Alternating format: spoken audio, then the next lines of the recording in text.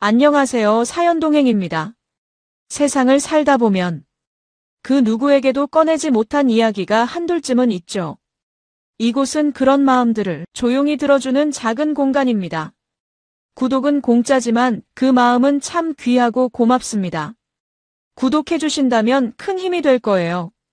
자, 그럼 오늘의 사연 시작합니다. 안녕하세요. 저는 올해 44살 박민수라고 합니다.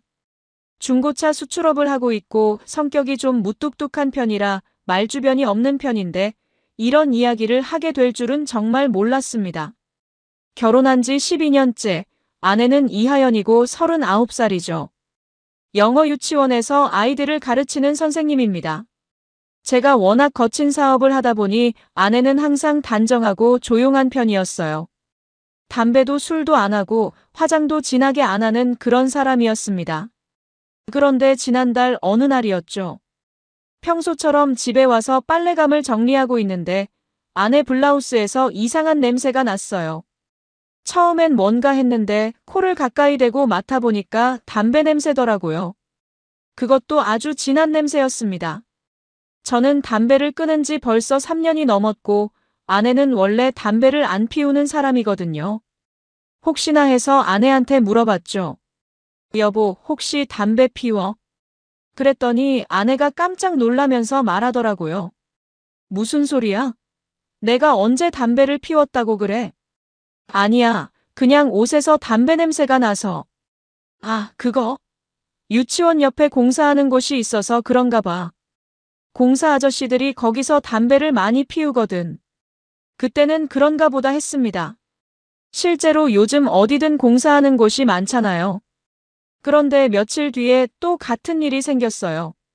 이번에는 아내가 평소에 입던 가디건이었는데 역시나 담배 냄새가 났습니다. 그것도 전보다 더 진하게 말이죠. 이상하다는 생각이 들었어요. 공사장 연기라면 그렇게 옷 깊숙이 벨 수가 없거든요. 여보, 또 담배 냄새가 나는데? 그러게, 나도 이상해. 공사장이 바로 옆이라서 그런가 봐. 정말 짜증나. 아내는 귀찮다는 듯이 대답했는데 뭔가 어색한 느낌이었어요. 평소라면 정말 어디서 하면서 같이 냄새를 맡아보거나 했을 텐데 이번에는 그냥 넘어가려고 하더라고요. 그래서 저도 더 이상 추궁하지는 않았습니다. 하지만 마음 한구석에 의심이 자리 잡기 시작했어요. 사실 요즘 아내가 조금 달라진 것 같긴 했거든요. 예전보다 화장을 좀 더 하고 나가고 옷차림도 신경 쓰는 것 같고, 그리고 휴대폰을 볼 때 예전보다 조심스러워하는 것 같기도 하고요. 하지만 그런 건 모든 여자들이 나이 들면서 자연스럽게 변하는 거라고 생각했어요. 특별히 의심할 만한 일은 없었거든요. 그런데 일주일 뒤에 정말 이상한 일이 생겼습니다. 아내 핸드백을 치우다가 우연히 안쪽을 들여다봤는데 향수병이 하나 있더라고요. 평소에 아내가 쓰던 향수가 아니었어요. 좀 더 진하고 성숙한 냄새였습니다. 그런데 그 향수병 주변에서도 은근히 담배 냄새가 났어요. 마치 담배를 피우는 사람 옆에 있었던 것처럼 말이죠. 그날 밤에 잠이 안 와서 계속 생각해봤어요. 아내의 담배 냄새, 새로운 향수, 그리고 최근의 변화들. 뭔가 석연치 않다는 생각이 들었습니다. 하지만 확실한 증거도 없이 아내를 의심할 수는 없잖아요. 혹시 정말 제가 예민하게 생각하는 건 아닐까 싶기도 했고요. 다음 날 아침, 아내가 출근 준비를 하는 걸 유심히 봤습니다. 평소보다 화장을 꼼꼼히 하고 옷도 좀 더 신경 써서 입더라고요. 그리고 현관에서 신발을 신으면서 거울을 한 번 더 보는 것도 그렇고, 예전에는 그냥 후다닥 나갔는데 말이에요. 오늘 일찍 들어와. 응, 특별한 일 없으면 6시쯤 들어올게. 그런데 그날 저녁 7시가 넘어서 들어왔어요. 왜 늦었냐고 물어보니까 교사 회의가 있었다고 하더라고요. 그런데 뭔가 이상했어요. 평소에 회의가 있으면 미리 얘기해주곤 했거든요. 갑자기 생긴 회의라고 하니까 그런가 보다 했는데 또 담배 냄새가 났어요. 이번에는 머리카락에서까지 냄새가 났습니다. 여보, 오늘도 담배 냄새가 나는데? 회의실에서도 공사 냄새가 났어. 그랬더니 아내가 갑자기 화를 내더라고요. 자꾸 그러면 어떡해? 내가 담배를 피웠다는 거야? 진짜 당신 날 의심하는 거야? 그러면서 눈물까지 글썽이는 거예요. 저는 당황해서 말을 못했습니다. 아내가 저한테 이렇게 화내는 경우가 거의 없거든요. 특히 눈물을 보이는 건 정말 오랜만이었어요. 아니야, 그냥 냄새가 나서 물어본 거야. 미안해. 요즘 당신이 나한테 관심이 없으니까 이상한 의심만 하는 거 아니야? 나도 스트레스 받아. 그렇게 말하고는 방으로 들어가 버렸어요. 저는 거실에 혼자 앉아서 생각해 봤습니다. 정말 제가 너무 예민하게 반응하는 건 아닐까? 아내 말이 맞을 수도 있겠다 싶었어요. 요즘 사업이 바빠서 아내한테 신경을 많이 못 써준 것도 사실이고요. 하지만 며칠 뒤에 또 다른 일이 생겼어요. 토요일 오후에 아내가 갑자기 나간다고 하더라고요. 친구 만난다면서요. 그런데 평소에 친구 만날 때는 어디서 뭘 할 건지 자세히 얘기해주곤 했는데 이번에는 그냥 친구 만나고 올게라고만 하고 나가는 거예요. 저녁 8시쯤 들어왔는데 역시나 담배 냄새가 났어요. 그것도 이번에는 정말 진하게. 마치 담배를 피우는 사람 바로 옆에 앉아 있었던 것 같은 냄새였습니다. 그리고 뭔가 다른 냄새도 났어요. 남자 향수 냄새 같은 거요. 친구랑 뭐 했어? 그냥 카페에서 수다 떨었어. 어느 카페? 강남 쪽. 정확한 이름은 기억 안 나. 이상했어요. 아내는 보통 어디 갔다 오면 자세히 얘기해주는 편인데 이번에는 대답이 애매하더라고요. 그리고 카페 이름을 기억 못한다는 것도 이상했고요. 아내는 기억력이 아주 좋은 편이거든요. 그날 밤에 정말 잠이 안 왔어요. 계속 생각해보니까 뭔가 확실히 이상한 점들이 많았습니다. 담배 냄새는 물론이고 새로운 향수, 갑자기 신경 쓰기 시작한 외모, 애매한 대답들, 그리고 무엇보다 제가 물어보면 화를 내거나 회피하려고 하는 태도들 말이에요. 그 다음 주 월요일이었어요. 저는 중고차 수출업을 하니까 오전에 항구에서 일을 보고 오후에 사무실로 들어가는 일정이 많거든요. 그날도 평소처럼 오전에 일을 마치고 점심을 먹고 있는데 갑자기 아내가 어디서 뭘 하고 있는지 궁금해졌어요. 그래서 아내 유치원에 전화를 해봤습니다. 안녕하세요. 이하연 선생님 계신가요? 아, 하연 선생님은 오늘 오후에 외부 연수 나가셨어요. 저녁에 들어오실 예정이에요. 외부 연수. 아내한테 들은 적이 없는데 싶었어요. 보통 연수 같은 게 있으면 미리 얘기해주곤 했거든요. 혹시나 해서 한 번 더 물어봤습니다. 어디서 연수 받으시는지 알 수 있을까요? 죄송해요. 자세한 일정은 저희도 잘 몰라서요. 뭔가 이상했어요. 직장에서 연수를 보냈으면 어디서 하는지는 알 텐데 말이에요. 그때부터 정말 의심이 들기 시작했습니다. 혹시 아내가 거짓말을 하고 있는 건 아닐까? 그날 저녁에 아내가 들어왔을 때 물어봤어요. 오늘 연수 어땠어? 응, 괜찮았어. 좀 피곤하긴 하지만. 어디서 했어? 강남 쪽 연수원에서. 역시나 애매한 대답이었어요. 그리고 또 담배 냄새가 났습니다. 이번에는 정말 확실히 났어요. 연수원에서 담배 냄새가 날 리가 없잖아요. 다음 날, 저는 일정을 조정해서 오후 시간을 비웠습니다. 그리고 아내 유치원 근처에서 기다렸어요. 아내가 진짜 어디로 가는지 확인해보고 싶었거든요. 오후 1시쯤에 아내가 유치원에서 나오는 걸 봤습니다. 그런데 유치원 쪽이 아니라 반대 방향으로 걸어가더라고요. 저는 차를 타고 멀찍이 따라갔어요. 아내는 지하철역으로 가지 않고 버스를 탔습니다. 저도 조심스럽게 따라갔죠. 버스는 시내 중심가 쪽으로 가더라고요. 아내는 한 정거장에서 내렸는데 그곳은 오피스텔이 많은 지역이었습니다. 아내는 편의점에 들어가서 뭔가를 샀어요.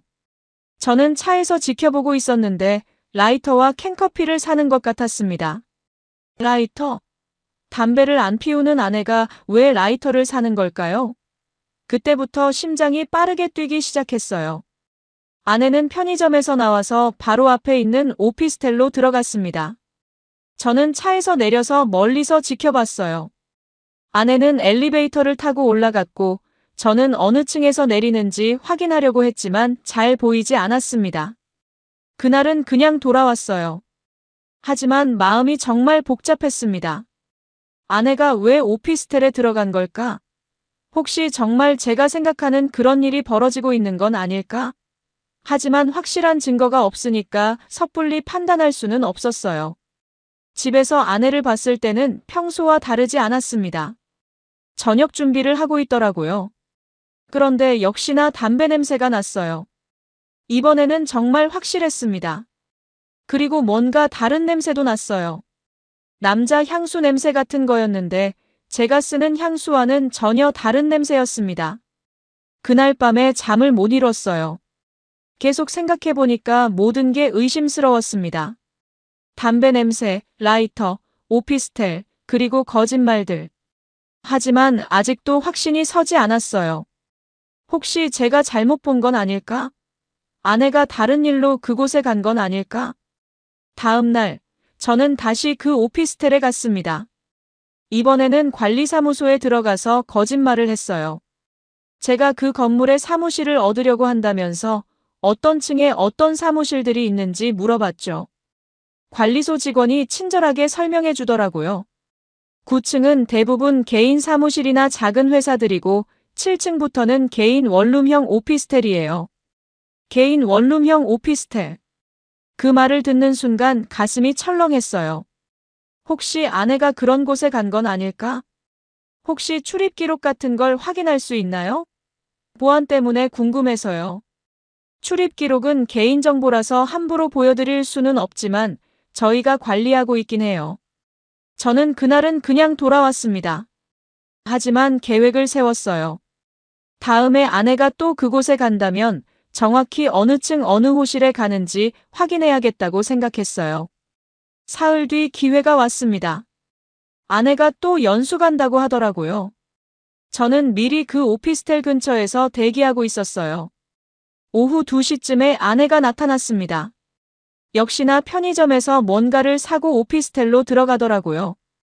이번에는 저도 오피스텔 안으로 들어갔습니다. 엘리베이터 표시판을 보니까 아내가 9층에서 내린 것 같았어요. 저는 계단으로 천천히 올라갔습니다. 9층에 도착해서 복도를 조심스럽게 걸어 다녔어요. 그런데 907호 앞에서 이상한 소리가 들렸어요. 웃음소리였는데 여자 웃음소리와 남자 웃음소리가 섞여 있었습니다. 저는 문 앞에 바짝 다가가서 귀를 기울였어요. 분명히 아내 목소리였어요. 그리고 낯선 남자 목소리도 들렸습니다. 저는 조금 더 기다렸습니다. 그런데 갑자기 문이 열리는 소리가 들렸어요. 저는 급하게 복도 끝으로 숨었습니다. 문이 살짝 열리면서 누군가 나오는 것 같았는데 잠깐 보인 모습이 충격적이었어요. 상의를 탈의한 채로 웃고 있는 50대 남자와 속옷 차림의 아내가 문 앞에서 뭔가 얘기하고 있었습니다. 그리고 그 남자가 아내한테 키스하는 것도 봤어요. 저는 그 자리에서 움직일 수가 없었습니다. 온몸이 굳어버린 것 같았어요.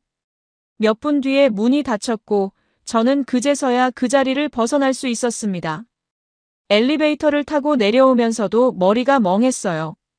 정말 아내가 바람을 피우고 있었던 거예요. 그것도 제가 상상도 못했던 방식으로. 그날 집에 돌아와서 아내 얼굴을 제대로 볼 수가 없었어요.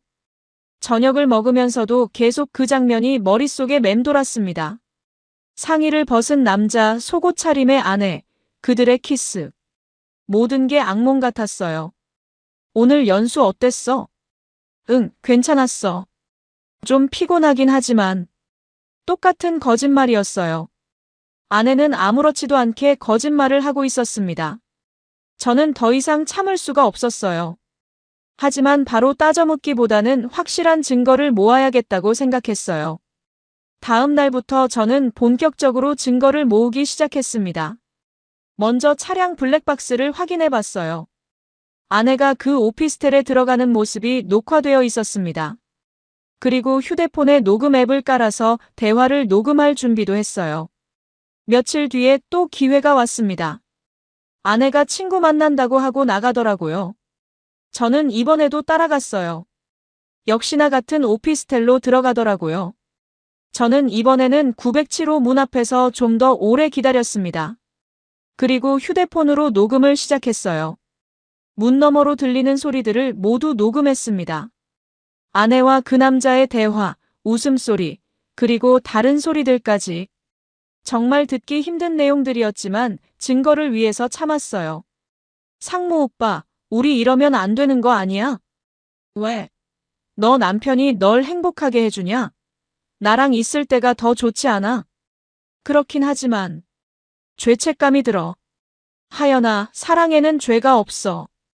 우리 진짜 사랑하잖아.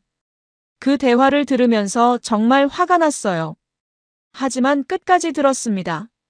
그리고 그 남자 이름도 알게 되었어요. 유상무. 오빠라고 부르는 걸 보니까 아내보다 나이가 많은 것 같았어요. 집에 돌아와서 인터넷으로 검색해봤습니다. 유상무라는 이름으로 검색하니까 여러 명이 나왔는데 그 중에서 아내 유치원과 관련된 사람을 찾아봤어요. 그리고 드디어 찾았습니다. 아내가 다니는 유치원의 원장이었어요. 나이는 52살, 아내보다 13살이나 많았습니다. 원장이라고? 아내의 상사였던 거예요. 그렇다면 둘이 언제부터 이런 관계였을까? 아내가 그 유치원에 들어간 지는 2년 정도 되었는데 그동안 계속 이런 관계였던 건 아닐까? 더 충격적인 건 그 남자가 기혼자라는 사실이었어요. 유치원 홈페이지에 보니까 원장 소개에 가족과 함께하는 시간을 소중히 여긴다라고 적혀 있더라고요. 정말 뻔뻔한 놈이었어요. 그날 밤에 아내한테 물어봤어요. 유치원 원장님이 어떤 분이야? 그냥 평범한 분이야. 왜? 나이는 어떻게 되시나? 50 정도? 정확히는 모르겠어. 가족은 있으시나? 있지. 부인이랑 아이들도 있고. 그러면서도 아내는 아무렇지도 않게 말하더라고요. 기혼자와 바람을 피우면서도 그렇게 태어날 수가 있는 건가요? 정말 이해할 수 없었어요. 다음 주 토요일, 저는 결정적인 증거를 잡았습니다. 아내가 또 나간다고 하기에 따라갔는데 이번에는 휴대폰으로 동영상까지 찍었어요. 오피스텔 출입하는 모습, 그리고 나중에 둘이 함께 나오는 모습까지 모두 찍었습니다. 그 남자 유상무를 직접 본 건 그때가 처음이었어요. 키가 크고 인상이 나쁘지 않은 편이었지만 뭔가 기름기가 흐르는 그런 타입이었어요. 아내와 함께 나오면서 어깨 동무까지 하고 있더라고요. 다음 주에 또 만날까? 응, 화요일에 시간 돼. 좋아. 그때 내가 좋아하는 와인도 가져올게. 그런 대화까지 다 들렸어요. 정말 당당하게 불륜을 저지르고 있었습니다. 저는 그 모든 걸 다 녹음하고 녹화했어요. 집에 돌아와서 모든 증거를 정리해봤습니다. 블랙박스 영상, 휴대폰 녹음, 동영상, 그리고 오피스텔 출입 기록까지. 완벽한 증거였어요. 이제 더 이상 확인할 것도 없었습니다. 그날 밤에 아내가 들어왔을 때 저는 조용히 말했어요. 우리 얘기 좀 하자. 무슨 얘기? 내가 어디서 뭘 하고 다니는지 다 알고 있어. 그 말을 들은 아내 얼굴이 하얗게 질렸어요. 하지만 끝까지 시치미를 떼더라고요. 무슨 소리야? 나 뭘 잘못했다고? 유상무. 이 이름 들어본 적 있지? 그제서야 아내가 당황하기 시작했어요. 손이 떨리고 있는 게 보였습니다. 어떻게? 다 알고 있다고. 907호까지 말이야. 아내는 그제서야 무너져 내렸어요. 바닥에 주저앉으면서. 미안해, 정말 미안해. 처음엔 그럴 생각이 아니었어. 아내가 울면서 말하기 시작했어요. 하지만 저는 더 이상 들을 마음이 없었습니다. 이미 늦었거든요. 언제부터였어? 작년 겨울부터. 처음엔 정말 일 때문에 만난 거였어. 그런데 1년 넘게 속였다는 얘기네. 아내는 계속 울면서 변명을 늘어놓았어요. 외롭다고, 저한테 관심을 못 받아서 그랬다고, 처음엔 단순한 위로였다고. 하지만 저는 더 이상 듣고 싶지 않았습니다. 다음 주 월요일, 저는 아내 유치원으로 직접 갔습니다. 유상무를 만나기 위해서였어요. 원장실 문을 열고 들어가자 그 남자가 앉아 있더라고요. 안녕하세요. 저는 이하연 선생님 남편 박민수입니다. 유상무는 순간 당황하는 표정을 지었지만 금세 태연한 척했어요. 아, 안녕하세요. 하연 선생님이 많은 얘기를 해주셔서 잘 알고 있습니다. 그래요? 저도 원장님에 대해서 많은 걸 알게 되었습니다. 그러면서 저는 준비해온 봉투를 책상 위에 놓았어요. 안에는 모든 증거 자료가 들어 있었습니다. 이게 뭔가요? 직접 확인해 보세요. 유상무가 봉투를 열어보자 얼굴이 파랗게 변했어요. 사진들, 녹음 파일, 그리고 오피스텔 출입 기록까지. 모든 게 다 들어 있었거든요. 이건 제 아내 몸에서 담배 냄새가 나던 이유, 오늘 확실히 알겠네요. 그제서야 유상무가 본색을 드러냈어요. 그래요, 맞습니다. 하연이와 저는 사랑하는 사이예요. 당신이 하연이를 행복하게 못해주니까 제가 대신 해주는 거죠. 정말 뻔뻔한 놈이었어요. 유부녀와 불륜을 저지르고도 당당하다니. 이혼하세요. 하연이는 이제 저와 살 거니까. 그 말을 듣는 순간 정말 화가 치밀었어요. 하지만 저는 차분하게 말했습니다. 좋습니다. 그 대신 책임은 지셔야죠. 무슨 책임 말입니까? 상간자 소송 들어보셨나요? 그 말을 듣자 유상무 얼굴이 더욱 하얗게 변했어요. 상간자 소송이 뭔지는 알고 있었던 모양이에요. 그리고 이 증거들이 학부모들한테 알려지면 어떻게 될까요? 어린이를 지도하는 교육자가 이런 짓을 한다는 게 알려지면 말이에요. 유상무는 그제서야 무릎을 꿇더라고요. 제발 합의해요. 돈으로 해결하죠. 이미 늦었습니다. 저는 그날 바로 변호사 사무실로 갔어요. 그리고 상간자 손해배상 청구 소송을 준비하기 시작했습니다. 증거는 충분했거든요. 그 다음 주부터 본격적인 복수가 시작되었습니다.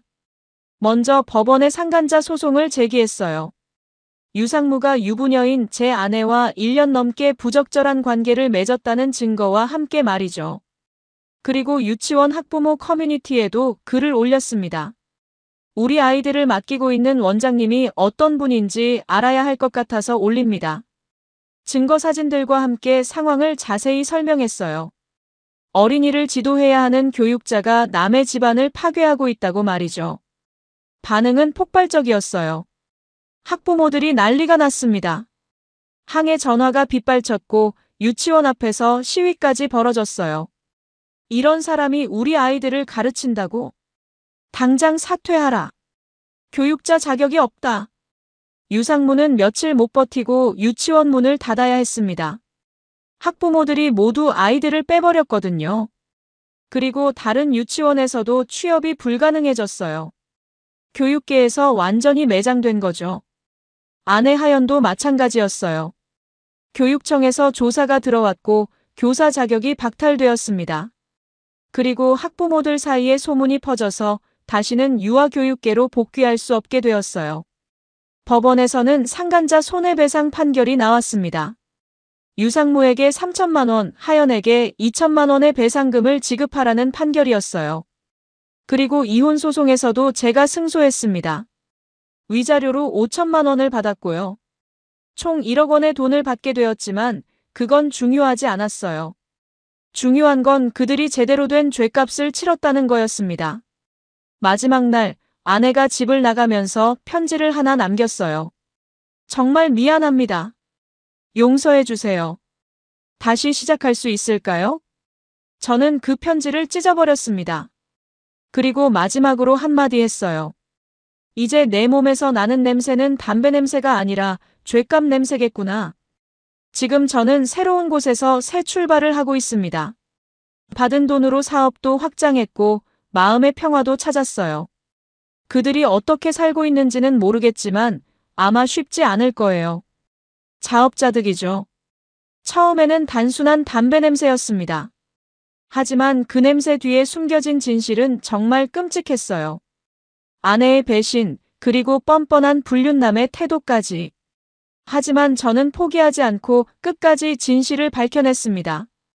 그리고 그들에게 정당한 대가를 치르게 했어요. 법적으로도 사회적으로도 완전히 매장시켰습니다. 이제 그들은 다시는 예전 같은 삶을 살 수 없을 거예요. 여러분이라면 어떻게 하셨을까요? 저처럼 끝까지 진실을 밝혀내고 복수했을까요? 아니면 다른 방법을 택했을까요? 불륜은 절대 용서받을 수 없는 죄라고 생각합니다. 이번 사연자, 44살 박민수는 아내 하연의 옷에서 나는 담배 냄새를 통해 불륜을 의심하기 시작했습니다.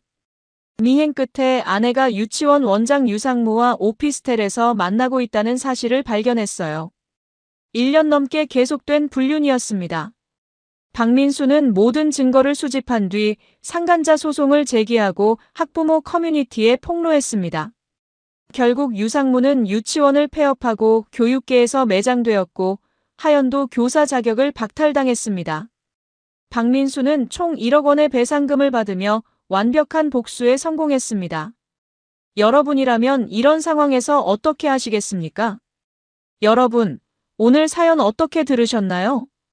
지금 이 순간 무슨 생각이 드셨는지도 궁금합니다. 여러분의 소중한 생각을 댓글로 남겨주세요. 지금까지 사연동행이었습니다. 함께 해주신 모든 분들께 진심으로 마음 깊이 감사드립니다. 방송 끝나기 전에 혹시 아직 구독과 좋아요 안 누르셨다면 그 한 번의 클릭이 이 채널을 계속 이어가게 하는 큰 힘이 된답니다. 다음 사연에서 다시 인사드릴게요. 여러분 평안하세요.